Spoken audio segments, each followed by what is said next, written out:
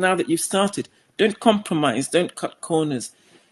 Number one, it just is unethical because you maybe have not got the approval for what you're trying to do.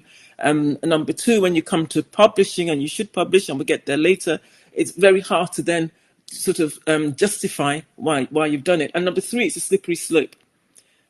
Your lower age limit for your project is 10. Somebody comes in who's 9.5. Oh my goodness, it's so difficult to recruit. Let's go down 9.5. In 6 months' time, you're going to go down to 9, and then 8.5. And by the end, you've got a completely new topic, new cohort of patients and subjects for your project than you started. Avoid. Be strict to the protocol that you have done, and if it does need to be changed, make sure that you do it through the ethics direction. Careless handling of data, that could be documentation. If it's supposed to be anonymized, it should be anonymized, but make sure you have your anonymization code somewhere. Do not lose it, because if there's some information you want to go back to collect on that particular patient, if you don't have your code and you can't remember which patient it is, you can't go back to collect it. If you don't document carefully, you come back to analysis, you think, where is that missing information? And always document to the lowest common factor. It's very well if you say to yourself, we want to separate children from adults when we write up. So all I'm going to collect is whether they're a child or an adult. Then somebody says to you, actually, was there a difference between the 10 to 15-year-olds and the 15 to 20-year-olds? You didn't document age because you thought we only care about child. You can't go back. Whereas if you document the precise age, you can go back later on and form them into groups. So try and manage your data in the lowest possible feasible and sensible denominator, and then storing the data. You may have some consent forms that are on paper, but you might have data that's on one Excel spreadsheet. Avoid. If it's on one Excel spreadsheet, then you have to have it on a cloud storage somewhere that is safe, that has backup. Ideally, have it on your computer, have it on the cloud, have it on somebody else's account, have it on your, related to your Apple ID, so that you can always just make sure you have more than one copy and in more than one place. Falsifying data, we obviously all know that this is incorrect, unethical, and actually, when you falsify data, then you have to ask yourself why you're doing the project.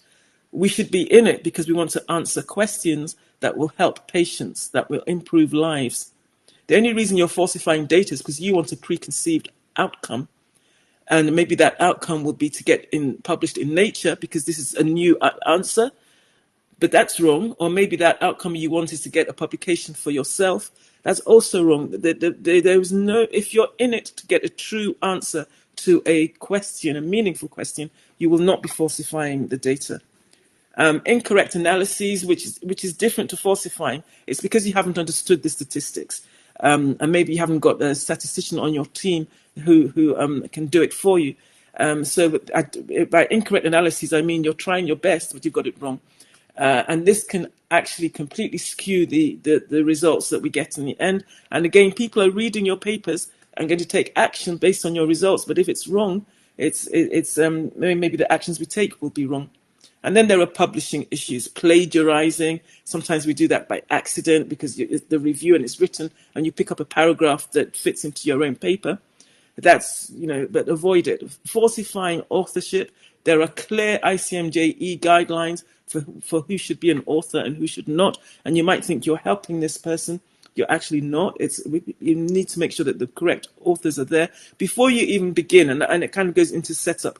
And it's one of the things that maybe goes along with point one, choosing a good team. But at the very beginning, you need to say, who is first author, who is senior author, and sort that out at the beginning. And then again, that last point at the bottom, not attempting to publish, is an issue because you used all this time and all this resource, and it's actually, again, some sort of not ethical not to present the results. And maybe the results are going to help people in the future. And I say attempting because sometimes, with all the best will in the world, your work doesn't get accepted in any paper, but you have to have tried. And the next part of the talk, which is what I thought I was going to talk about, is going to help you get your work published, I hope. How to get your work published. My perspective as a managing editor of pediatric radiology, which I've been doing for 3 years now. I've taken excerpts from letters to the authors that I have written. All the comments I'm showing are only my own. I'm not showing any of the reviewers, and they have been anonymized. And all of this is in good faith as constructive criticisms, and not in a way to shame or embarrass anybody if one of these papers happens to be yours. And it's my perspective as an editor. We can all look at the same thing and perceive it to be different. Most of us will not submit a paper for publication if we're not happy with it. So we will be happy with our paper. We've put in our sweat and blood over the years. We've written it. We love it, and we submit. And so we obviously, our perspective is it's fantastic. And then you get the reviewers' comments, and they may be varied. And then you get the editor's comment, and that will be different too. So all of us will see things from a different perspective, ultimately. First of all, just a brief summary of how the publication cycle goes. Here you are, the researcher, you've written, you've submitted. Sometimes it gets sent to you returned to sender, even before I, as the managing editor, or any of my reviewers have seen it. Why? Because of inconsistencies. So the Springer publishes our journal, Pediatric Radiology. The Springer team will think that there's inconsistencies in the title or in the authors. It's not anonymized. We operate a double-blind peer review process, which I think is really good. There are unconscious biases. Even when I see sometimes in the title an observational study in Nigeria, that sometimes makes me feel like I want to get rid of that in Nigeria, because somebody may straight away be thinking, not going to be as good as if it came out from in the United States or in the United Kingdom. It's an unconscious bias so I would actually like not to see all of that. It means that the review is based not knowing where the work was done, and they can be objective in that way. And then if there are missing things, so some of these issues, it would get sent back to you as the author before I've even seen it. But then assuming it comes to me, every single paper that comes, I will do an initial review. This is not a detailed, in-depth review. It's really skimming through, what is the topic? Is it interesting? Is it relevant? I may straight away reject it without sending it out for review, or what usually happens, so the numbers that get rejected straight off would be somewhere in the region of 5 to 10%, and then the other 90% or so go for peer review. We may then reject. We may ask you to resubmit, which is a rejection, but we're allowing you to resubmit that same paper, answering the same question, but hopefully improved based on the comments we'll give you, or we'll ask you to revise. Major revision or minor revision. And it's not related to the length of the comments, it's related to the complexity of the comments. If there are lots of comments, but they're mostly grammatical, it could be a minor revision. If there's only one comment that says, get rid of everybody who is 18 and above, because this is pediatric radiology, and reanalyze all your data, and all your data is from 500 patients, and that's a lot of work we're asking you to do. And so that revision could be 4 weeks. And if it's way too much to do, even in 4 weeks, that's when we say resubmit. Go away, do all this work and resubmit. So it's not related to the number of comments, it's related to the complexity of the work that the comments are asking you to do. Very, very occasionally, after a revision, we may still reject, but 95%, 99% of the time, once it's gone through a revision, once we've told you to revise, you can be confident that ultimately it will be accepted. But as I say, it's not 100%, it's somewhere maybe 95 to 99% of the time. So why would we reject, or why would I, because when it gets rejected without peer review, it's completely on me. Why would I reject without peer review? Often it's out of scope. So for example, here is one comment, and I'll tell you, I don't think it fits our journal. Consider an ENT journal. It can be so much related to the mouth, to the teeth, that it's not really what a pediatric radiologist is interested in. Another one, again, dental journal. So, but this is my worst to date. In the 3 years that I've been doing this work, this was submitted to pediatric radiology. I even understand it, all of these circular RNAs and things. And you just think, it's actually life. I wake up 2 hours a day, 2.5, 3 hours a day on this work. And somebody sending this sort of abstract to a pediatric radiology journal, you sometimes lose the will. You really do. So actually consider the journal before you even start writing the manuscript. It may seem so straightforward and obvious, but really when you're submitting an abstract like this, you haven't even looked at the guidelines. Look at other manuscripts that were published, other papers that have been published in the past 6 months, in the past 3 months. Does my work fit this journal? And if it does, by looking at the guidelines, I can make sure I write it and follow the guidelines straight up, because this is much more likely to get my work published. Wrong age group. Not every journal is age specific, but our journal is titled Pediatric Radiology. Hence, I think it goes without saying that we would like the patients to be pediatric. Now, we define pediatrics as 17 and above. The minute the individual has hit their 18th birthday, they are an adult. There are some instances where we will allow, if the disease onset was before their 18th birthday and there has been some longitudinal follow-up, that might be relevant, and we might say, fine, that's okay. If, however, the large proportion of the patients in this paper are adult, even if there are a few pediatric, we will not accept. We will ask you to remove all of those adult patients and just present the work on the pediatrics. And I know I'm speaking specifically about pediatric radiology, but this could go anywhere. Cardiac journal, it's obviously got to be cardiac. Ultrasound journal, it's obviously got to be ultrasound, and so on and so forth. Make sure that it's relevant to the journal that you are presenting to. There are some journals, Clinical Radiology, British Journal of Radiology, Radiology, European Radiology, which are not specific, and those you can go to, whether irrespective of what your work is related to. So just be careful. We have published this in 2022 to define what we mean as pediatric, and the exceptions where we may accept patients who are not necessarily strictly pediatric. Lack of novelty. So remember when we were saying the 10 things to do in research setup was a literature review. Has your question been answered before? If it has been answered before, and we're not going to publish it. There just isn't. The whole point is to move forward step by step, increase our knowledge, and I would usually say, and if I can identify that it's not novel, our reviewers are really a scarce commodity. All of us are busy people. I will not send them to review an article that I know really it's not new. And this is the sort of the sort of statement I would say. In other words, your work provides no new information or learning points for our readers when compared to the case series reported by so-and-so. I will actually give you that feedback. And I have therefore decided not to subject it to external peer review. The reviewers haven't got the time to be reviewing something that I'm going to reject afterwards anyway. And that's not to say that I truly appreciate the effort that's gone into this manuscript. However, the biggest challenge you have is convincing the reader that you've added anything new to the literature.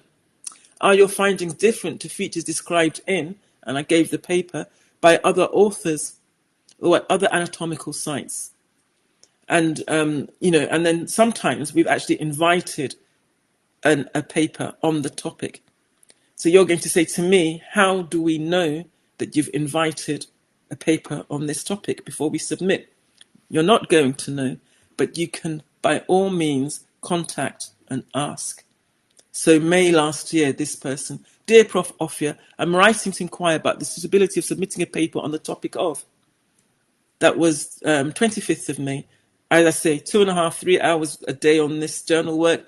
26th of May, I responded, many thanks for reaching out. The topic is of interest to me and would, I think, interest our readers. When in doubt, contact the editor.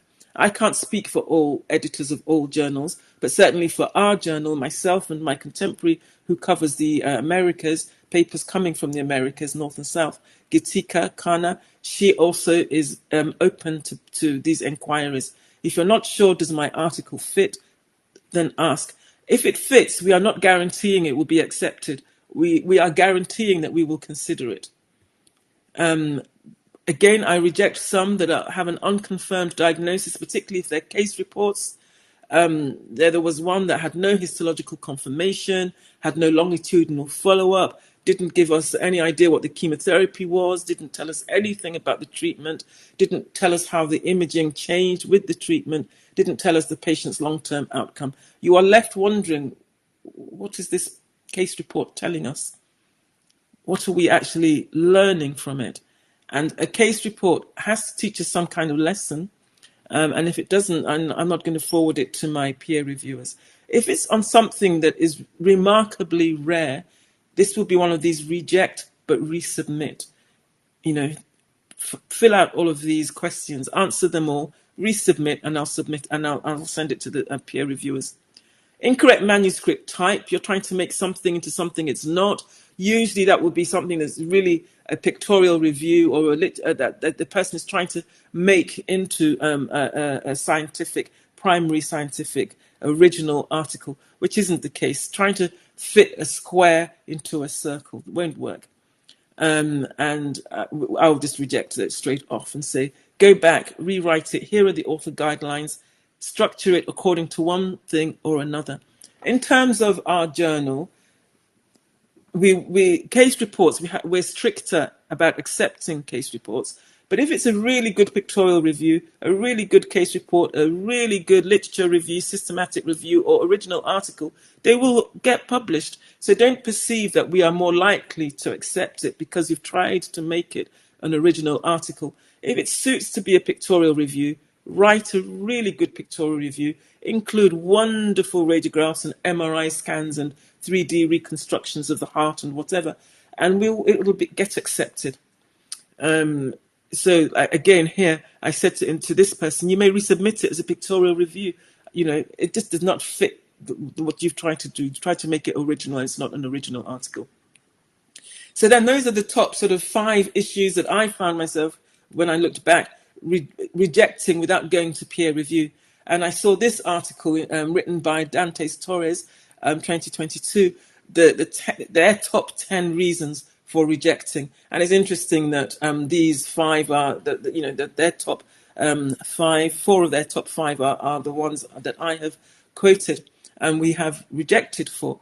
Some of these, if we thought there was a lot of plagiarism or ethical issues, lack of interest, of course, we would reject, but I definitely haven't had to reject for ethical or plagiarism so far. In terms of poor presentation, poor English, data availability, again, we wouldn't reject for those reasons. We would say sort them out afterwards, unless the English is so bad that nobody understands what is being said, and then that would get straight off rejected.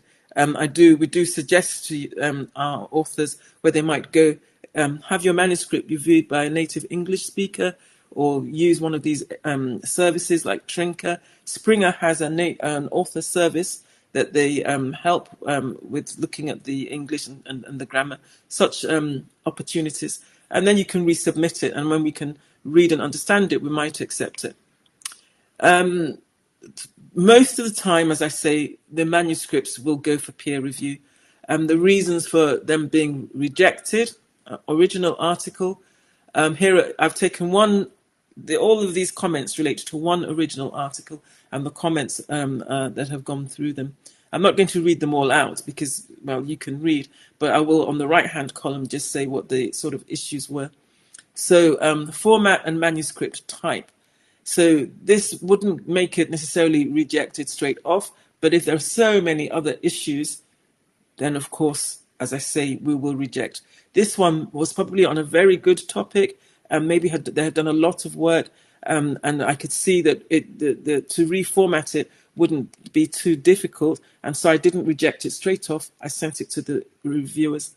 There were grammar and spelling errors, but again, we didn't reject straight off. Let the reviewers go and see it because it wasn't so bad that we couldn't understand what the authors were trying to say.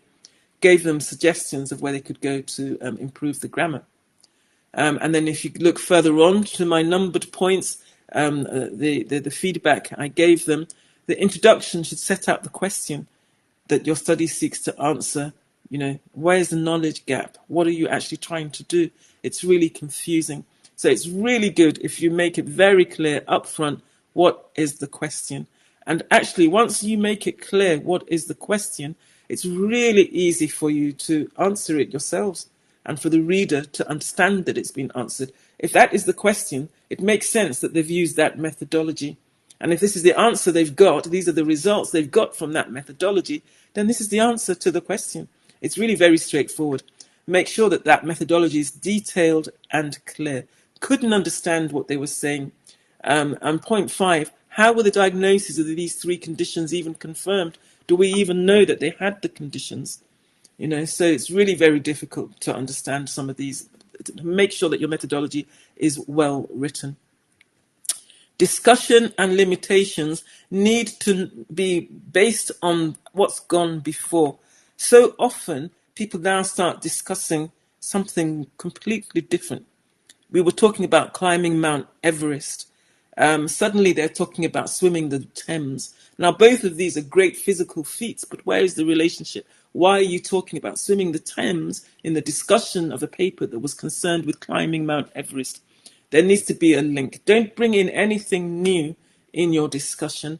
I put limitations there because people often forget to talk about limitations. I am yet to see a study, I am yet to personally conduct a study that does not have limitations. So, and the limitations are things that we accept, and next time we might try and do it and improve upon those limitations. It's always good to look back and say, what could we have done slightly different? There are often reasons why you accepted a limitation, but sometimes you only see the limitation afterwards. So, but it doesn't mean it won't get published.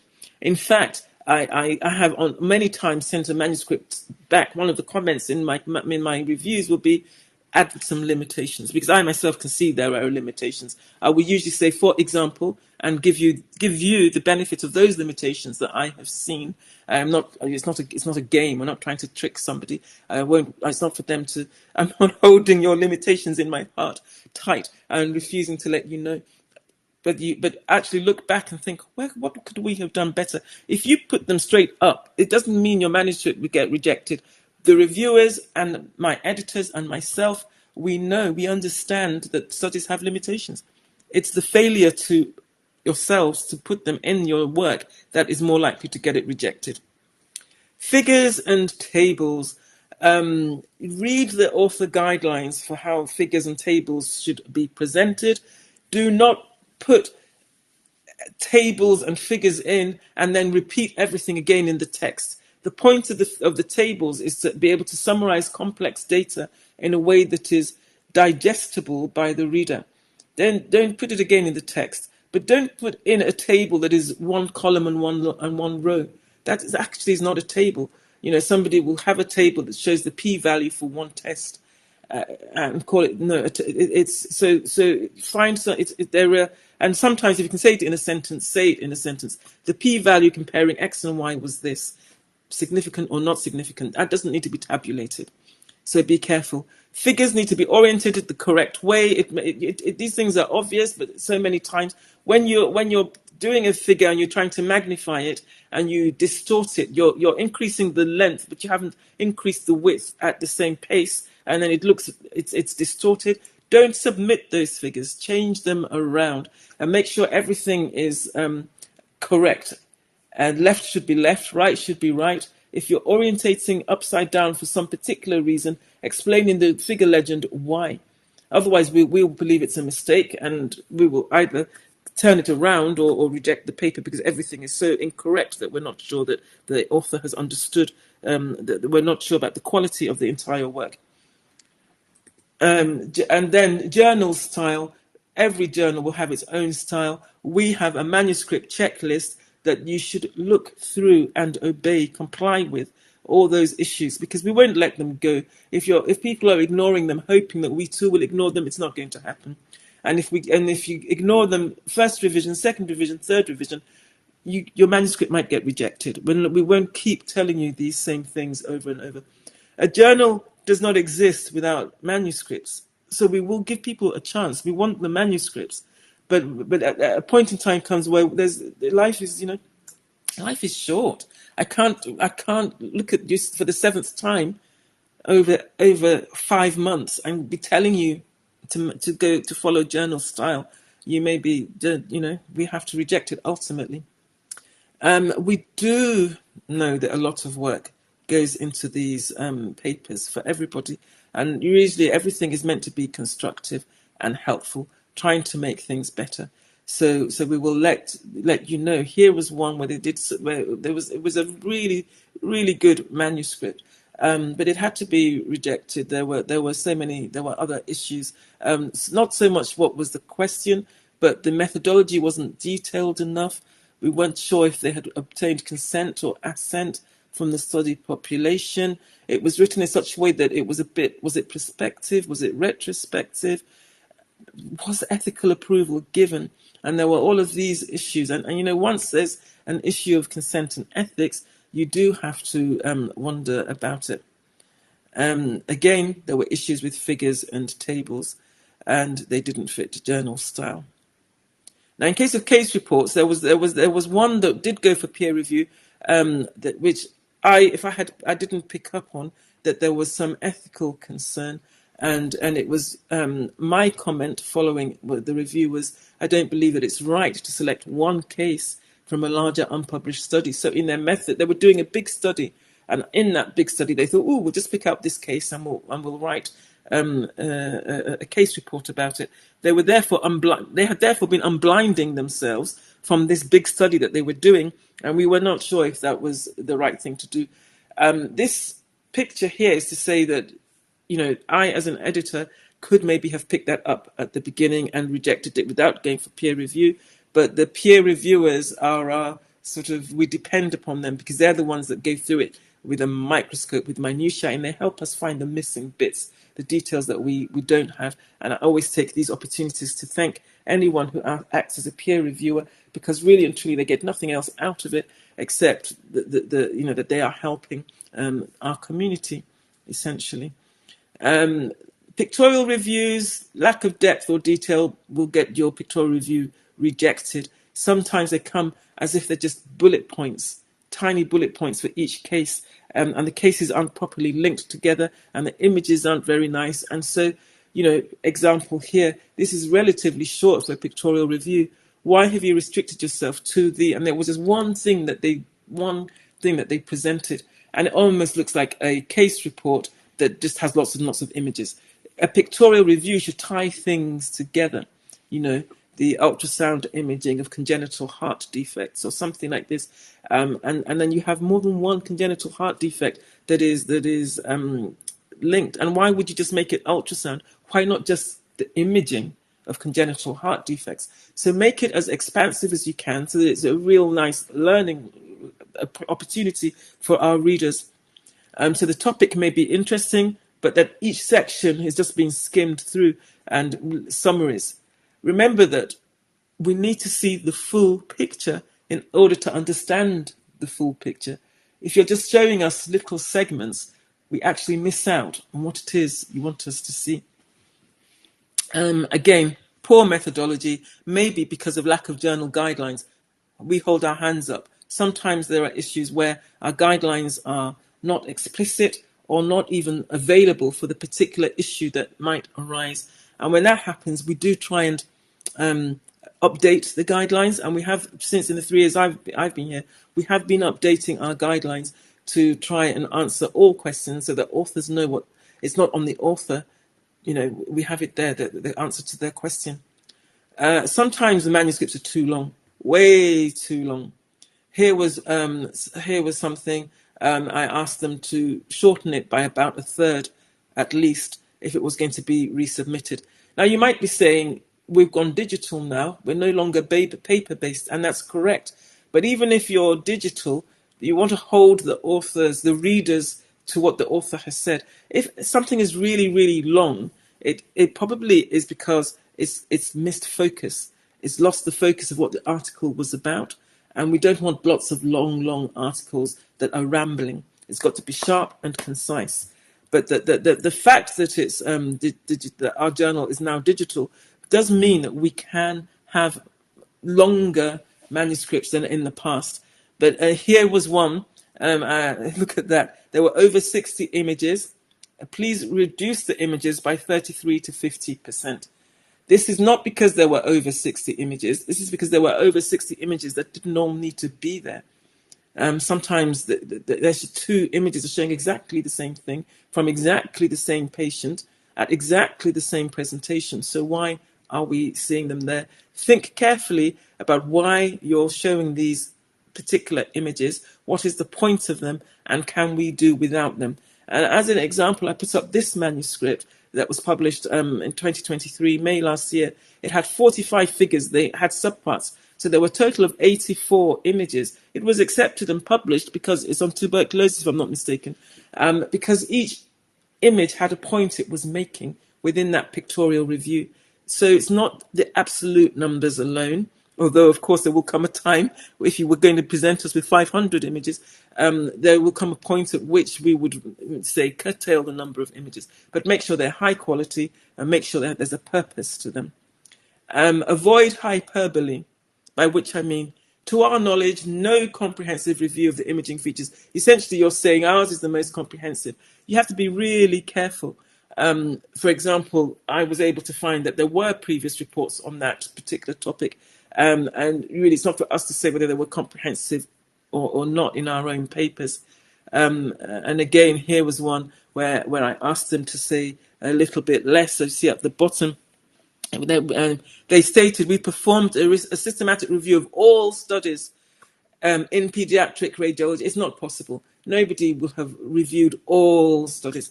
With all the best will in the world, it's better to say we have attempted to perform a systematic review of all studies.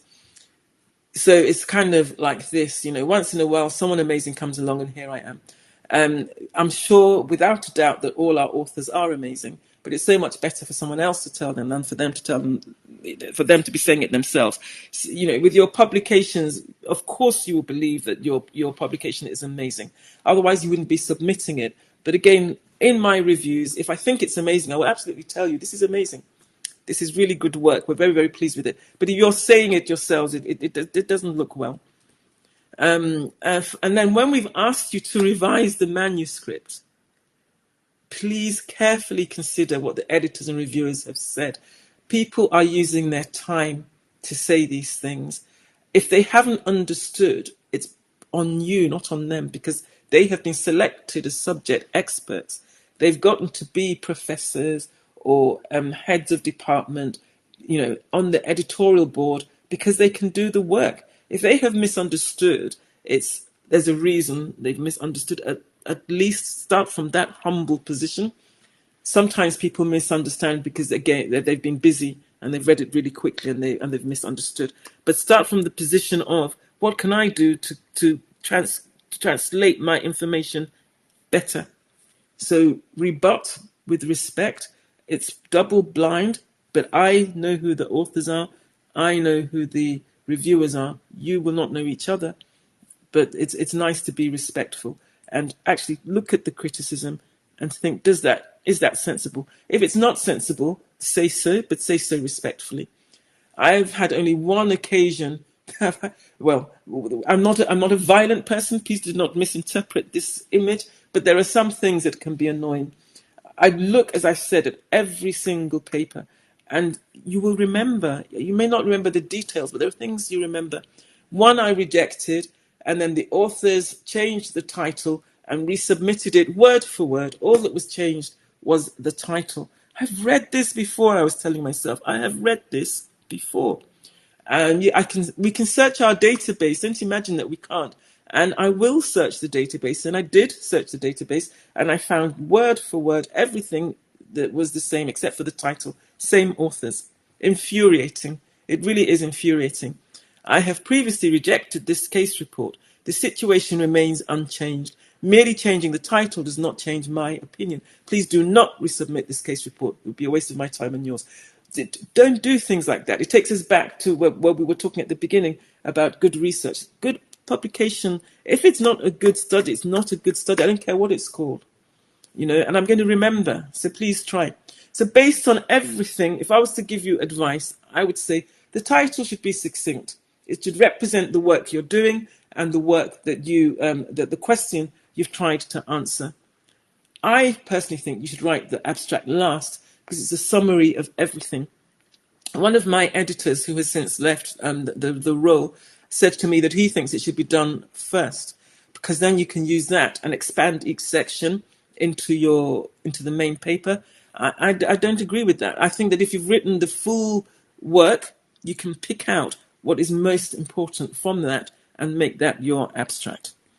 We have a visual abstract or graphical abstract, and many journals have introduced this. So I think whether you're submitted to pediatric radiology or not, it's good to learn the lesson that I'm trying to teach you on this slide. So you have a nice title at the top, you've got your aim, you've got your method, you have a conclusion at the bottom, and you've got your first author, etal, in the right-hand corner. And then you've got the thing that you've shown. Everybody fails sometimes. The reason some people do not succeed is because rather than learning and growing from their failures, they get weighed down by them. Their failures become a burden and a handicap, preventing them from succeeding. In contrast, the successful person derives important lessons from each failure. They do not give up, but use each failure as a stepping stone on their way to success. So this abstract is conveyed to you in words, issues around how to deal with failure and what might help you succeed.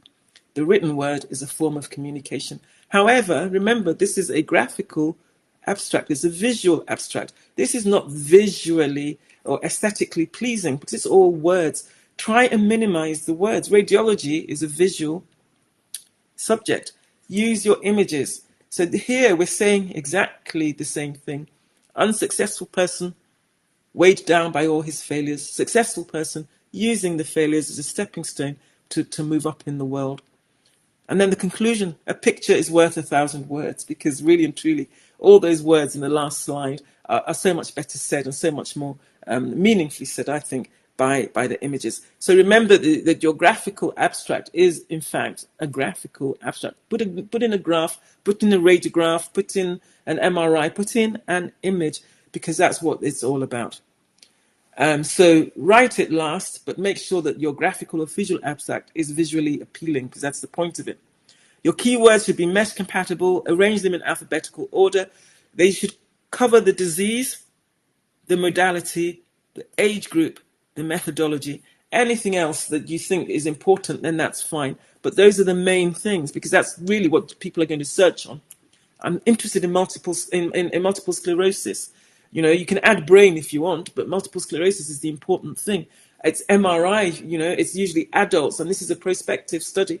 So people will find your work if they're looking for it, particularly for systematic reviews and things. Then the background is really about what is the problem being addressed. And the example I'm going to give, I absolutely love chocolate cake, but I'm gluten intolerant, and I'm not the only person who's gluten intolerant that loves chocolate cakes. However, the chocolate cakes that are made for people with gluten intolerance are awful. The aim of this study is to bake a gluten-free chocolate cake that is delicious. Everybody knows. In fact, by the time you have given the background properly, it will be obvious to your reader what the aim of the study is. You don't actually have to state it, but it's gratifying when you state it, because they think, yeah, I understand this, I understand why. And that's good. And then your materials and methods, once you know, it's simple, it's straightforward. It literally is the recipe for the cake. How much gluten-free flour? Did you put in eggs? How many eggs? Did you put in milk? Did you use, you know, the chocolate? Which chocolate was it? Was it Cadbury's? Did you melt it? Or did you use cocoa powder? It's what oven did you use to bake it in? It's how long did you mix it for? Did you add baking powder, or did you use yeast? If some weird type of cake, if you used yeast, it's almost like that's bread, right? But everything, and then the weights, the measures, the times you put them in, how long did you bake it for, at what temperature? Did you leave it out afterwards? Did you turn it out? Did you decorate it? And how did you decorate? By the end of it, anybody, anywhere in the world who has got access to the same ingredients will be able to follow your materials and methods and come out with exactly the same cake. That's the point of recipes, right? So that is the way you should look at your materials and methods. It's a recipe. We don't want any qualitative, we don't want any judgments or comments. Just give us the list for the recipe. Then your results, goodness me, my throat has gone funny. The results, including your tables, your figures, and your legends, is where you describe the cake. How far did it rise? Was it soft? Was it moist? A lot of our research should be should not be subjective. It should be objective.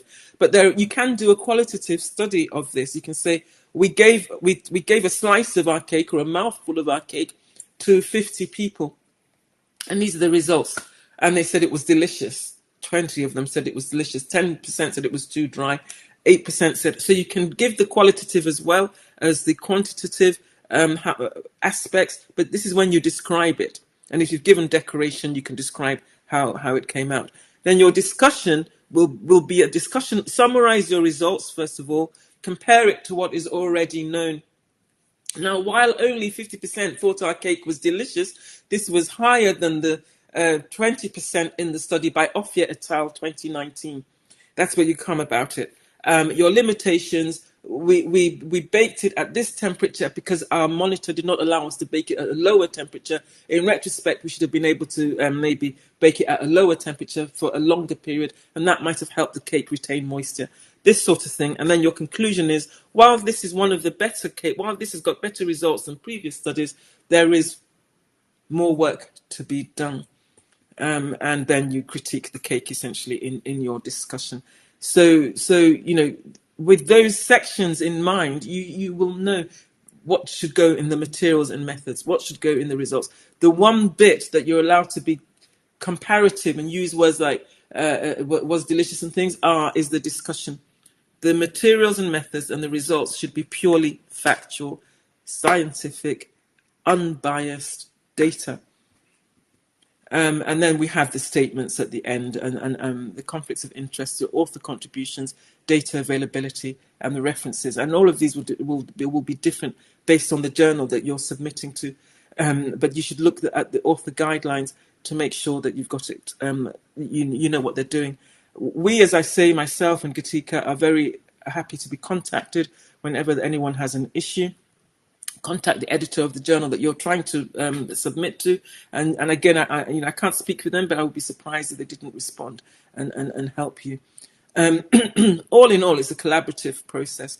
We need our authors. Without the authors in the centre, authors are front and centre of this whole thing. Without you, we can't do it. But it's actually a collaboration. We're not trying to outsmart each other. We, the reviewers, help us, the editors, improve your paper so that ultimately, you have the success that you're looking for, which is all of that hard work is accepted by our journal. Thank you. I don't know if we have time for questions or if we were expecting time for questions. I think I'll stop sharing my screen. If I can. Yeah. Thank you, Prof, for such an amazing talk on research. I think we've still got a few more minutes and we may be able to entertain questions. Please feel free to drop your questions and comments in the chat box. By the way, I think I have a question of my own. Please go ahead. Yeah, it's just more like me just wanting to know your thoughts on how or what you think about medical students or early career doctors from low resource settings and how they can be able to provide how they can be able to publish their work in top journals, because it's quite difficult for some of the journals that need some that request for payment for fees before they can publish. So I just wanted to know your thoughts on how.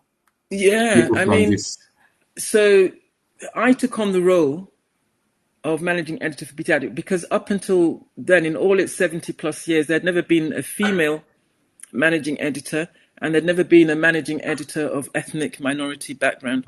So my purpose was to to make it more equitable, both in terms of ethnicity and sex and other protected characteristics. And we last year wrote a series of, we had an issue of the journal that was specific to LMIC countries. And we wrote that. And if you read those articles, if you look up maybe just do a search of my name. I can't remember. I don't have it off the top of my head. The sort of initiatives that we're trying to do in our journal, because as you say, there's limited publications across the world from lower income countries. I think that the best, if you can collaborate, find mentors, first of all, who are in other countries, but make sure that I think that the questions that you're answering should still be relevant to your own practice. If you're not based in the UK, if you're based in a country in Africa, for example, or India, you should make sure that the questions you're answering are still relevant to you, but make it the highest quality that you can based on your resources in that country that you're based at. A lot of journals don't take costs. They don't pay. There's no charge. The charge is only if you want your manuscript to be open access. And there's no reason to have it open access if you haven't got the funding. Springer does in fact have what's the word I can use? A system where if you're in a lower income country, that you may qualify to have your manuscript published open access without having to pay. And I wish I could remember the name of it. But if again, that article that I wrote is there, or if you want to email me at the email address that I gave, I can look it up. So a lot of the bigger publishers are trying to encourage publications from smaller, poorer countries, and asking them not to pay. Again, a lot of if you have collaboration, for example, if somebody wrote a paper with me as a co-author, it'd have to be the senior author, then my university will actually pay for open access for these journals because I'm on it as a senior author.